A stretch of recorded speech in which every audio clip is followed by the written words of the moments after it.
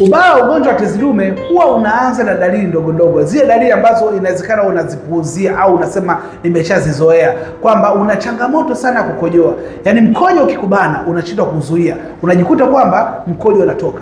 Lakini pia ukienda chooni umemaliza kabisa kukojoa, ukirudisha mashine yako ndani ya nguo yako ya ndani, unashangaa kuna vimkojo vimetoka. Hizo dalili pia ni mbaya. Lakini pia inawezekana kwamba ukifika kileleni unasikia maumivu, au wakati wa kukojoa unasikia maumivu, au unapoenda chooni unatumia dakika nyingi sana mpaka mkojo uanze kutoka, au inawezekana kwamba ukifika pale mkojo wako una dalili za damu unaona katika mkojo na umekaa tu umepuuzia. Ndugu yangu, hizo ni dalili za awali za aidha tezi dume yako imeanza kutanuka au tezi dume yako ina saratani. Sasa ili uepuke hayo mambo, hizo dalili ndogo ndogo usizipuuzie. Ni vyema ukaenda ukafanya vipimo, lakini pia kama umeshafanyia vipimo na ukaonekana kama una tatizo la tezi dume, ukatumia zile dawa lakini bado zikawa hazijakusaidia, chukua namba yangu bayo niweze kusaidia jinsi gani ya kutatua changamoto bila kuleta madhara yoyote, na pia kuendelea na kazi zako na kufanya mambo yako kama kawaida bila kuathiri chochote kile.